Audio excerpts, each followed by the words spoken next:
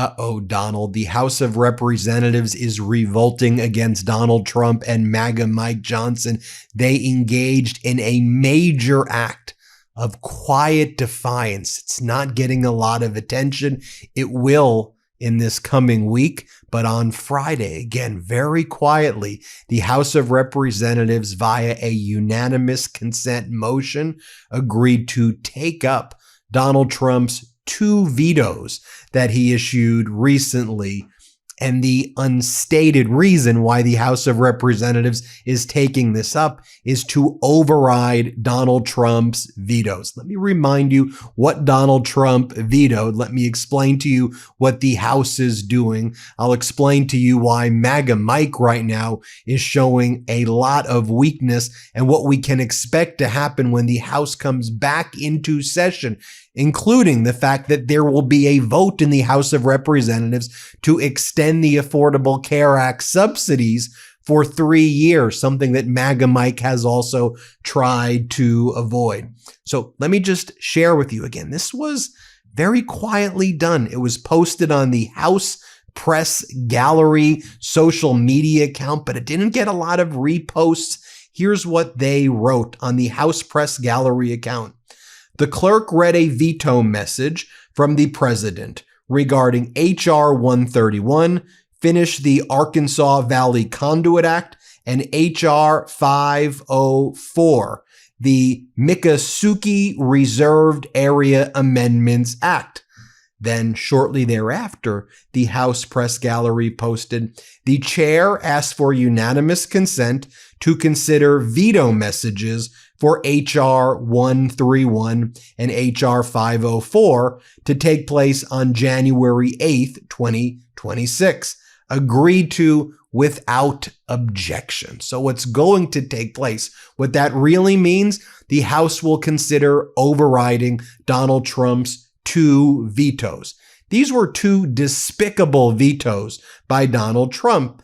One has been getting more attention. The one that's been getting more attention is H.R. 131, finish the Arkansas Valley Conduit Act. That was the act that was sponsored by Lauren Boebert. It was a bipartisan bill to provide clean water to at least 50,000 people in Colorado. You know, that Colorado water, based on the environment there, can get very toxic and dangerous. So this would provide clean water, make access to water cheaper, and Donald Trump vetoed it for 2 main reasons. One, Lauren Boebert, one of the main sponsors, she signed on to the discharge petition to release the Epstein files, and Donald Trump is retaliating against Boebert. Also, Donald Trump is retaliating against Colorado in this and many other ways because they are refusing to release Tina Peters, a convicted felon who was involved with Donald Trump as essentially a co-conspirator to try to overthrow the results of the 2020 election. So that was one of the acts that Donald Trump vetoed. The other involves the Miccosukee tribe, which has its tribal and ceremonial lands in the Everglades area, where the Trump regime, working alongside DeSantis, ignored the tribal rights, tribal claims, ownership of the land by the Miccosukee tribe, and they built the Alligator Alcatraz concentration camp on the ceremonial grounds of the Miccosukee tribe. As Anna Cabello says, in July, the Miccosukee tribe sued Florida and the federal government over the hastily built immigrant detention facility in the Everglades, a place the Miccosukee call home. Trump just vetoed funding for a water project for the tribe, supported on a bipartisan basis, and in Trump's veto, he cites their opposition to his immigration policies. So he's retaliating against the Miccosukee, he's retaliating against Boebert and Colorado. I mean, these are some dastardly acts. Now, MAGA Mike Johnson, of course, supports all of Donald Trump's conduct.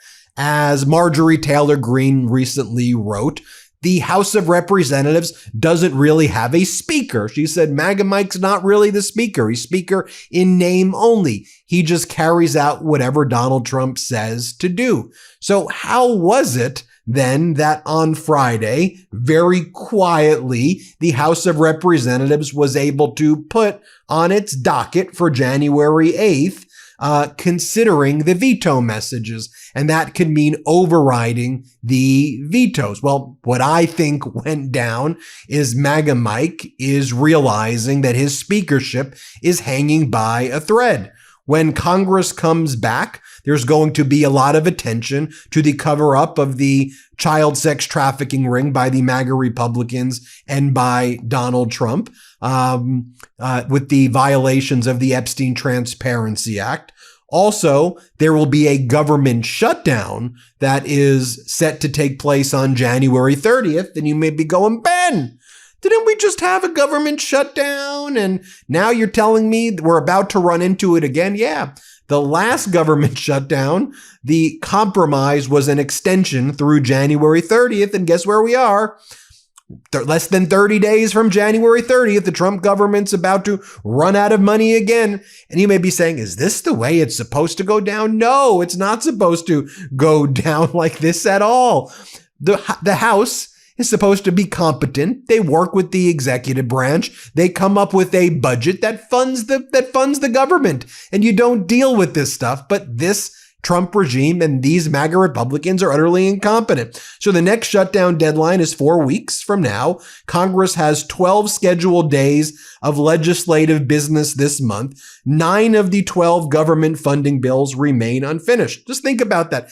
They only schedule 12 days of work when they come back this month. So I think that MAGA Mike just allowed these reconsiderations of the veto, the override of the veto, because he's got to deal with a caucus, these MAGA Republicans who are in full revolt. Also, what do we expect to come before the House as well, as Jamie Dupree explains, along with a bill on showerheads, yes, to amend the Energy Policy and Conservation Act to revise the definition of showerheads. This is one of MAGA Mike's main issues, and that's what he's trying to focus his attention on, showerheads. But what else is going to come up? A 3-year extension of health insurance subsidies pushed by Democrats via a discharge petition. Democrats were able to push that through, get the discharge petition signed by MAGA Republicans.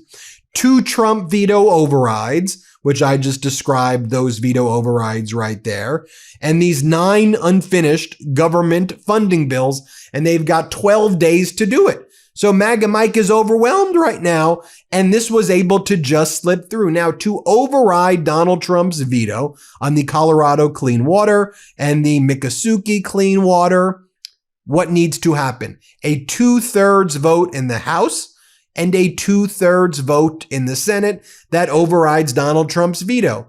And both of those bills, H.R. 504 and H.R. 131, were passed unanimously. Every single member supported it, but Donald Trump chose to veto it for petty reasons. So when the House comes back, here's what we expect to happen. Affordable Care Act subsidies will likely be extended. And is Donald Trump going to veto that? I think the House will pass it. What's the Senate going to do when the House overwhelmingly passes it? Is it going to be like the Epstein discharge petition where there will be a voice vote of unanimous consent, or will somebody object to it in the Senate? We'll see what happens there, but that's going to pass in the House. Not sure it'll pass in the Senate. Then you're going to have overriding Trump's vetoes. And then you're going to have to deal with these 9 unfinished government funding bills. Then we're going to have to deal with the cover-up of the Epstein sex trafficking ring by Donald Trump and the MAGA Republicans right now. Now, you have MAGA Republicans like Darrell Issa just running away. Here he is when Manu Raju tried to interview him before Congress went into recess before the holidays. And he just tried to shut the door on Manu Raju. Play this clip. Considering running for, you can't close the door on me. What are you doing? Are you considering running for a seat in Texas? Why won't you answer the question, Mr. Issa? But when you actually heard from MAGA Republicans, you can hear their anger at Speaker Johnson, like Lawler, MAGA Republican Lawler, MAGA Republican Kiley. Here's what they said to Manu Raju. Play this clip. So where does that leave you? I am pissed for the American people. This is absolute bullshit. And it's absurd that we are in a body with 435 members. Everybody has a responsibility to serve their district, to serve their constituents. What do you say, though, to the speaker who's not going to give you a vote on this ACA extension? That's a failure of leadership. I mean, we have, members on both sides who believe this is an urgent issue, and it is for all of our members in terms of what their constituents are going to have to deal with in the start of the new year. So what's wrong with having a vote? Here's what Republican Don Bacon from Nebraska said to Manu Raju. Play this clip. And all these folks are going to go back home, and you're going to have to look voters in the eye and say we've done nothing while their premiums are going up like $2,000 a month. It's not going to happen. The reality is going to hit here. To me, it's just basic reality. We need a short-term extension, and then let's talk about some deeper reforms. The speaker seems dead set against this, though. Because what he's hearing from a lot of folks, hey, we didn't vote for ACA, we didn't vote for the IRA, this is a Democrat problem, but we're in charge. How bad do you think this will be for Republicans if you do not extend these subsidies? I think it will be used like a sledgehammer on us a year from now. The reality will be bad. Here is what Tom Tillis and others said. Here, play this clip. Do you think it would make sense for the administration to release this video? I'm okay with it being released, and I'm okay with whatever. We got to release the video. Look, we got to get the Epstein files released. We got to get any videos that do not in any way compromise mission integrity down there. Just get the stuff out there. Would you rather see a different Secretary of Defense? I just want to see the facts so I can make an informed decision. Here's what MAGA Republican Brian Fitzpatrick had to say. Here, play this clip. Well, I say that if you don't have a better plan, then get on board with ours. But doing nothing is not an option, right? I mean, I've heard so many people in the Republican conference rail on the Affordable Care Act, rail on Obamacare, rail on the premium tax credits. And if you want to criticize something, that's okay as long as you have a better alternative. They have never offered a better alternative. We went down this healthcare path my freshman term. I voted against the repeal of the ACA. I thought the replacement was insufficient. It was hastily put together, not well thought out. And here we are, 8 years later, and they still have not been able to put together an articulable plan that's going to work for everyday Americans. So, is a premium tax credit structure perfect? No, it's not. I don't like the fact that there's no income caps. I don't like the fact that the money all goes to the insurance company and rather than having some go to the individual. But right now, with a cliff upon us at the end of the year, I think we have to extend it out a minimum of 2 years with guardrails, with income caps. And to remind you, the discharge petition of Epstein wasn't the only discharge petition. There was that.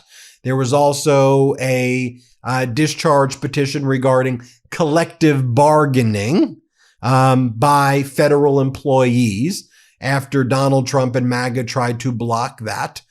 So there are, and then you have Congress setting a hearing or setting a vote to override Trump's vetoes regarding the Miccosukee and in Colorado. Right? So that's where we're at now. We'll keep you posted every step of the way. But what I like to focus on here at the MeidasTouch Network is the news before it becomes news. So I'm prepared for it. This doesn't come as a shock one day, right? We see what's developing. So let me know what you think. Hit subscribe. Let's get to 6 million. We appreciate you so much for watching. Want to stay plugged in? Become a subscriber to our Substack at MeidasPlus.com. You'll get daily recaps from Ron Filipkowski, ad-free episodes of our podcast, and more exclusive content only available at MeidasPlus.com.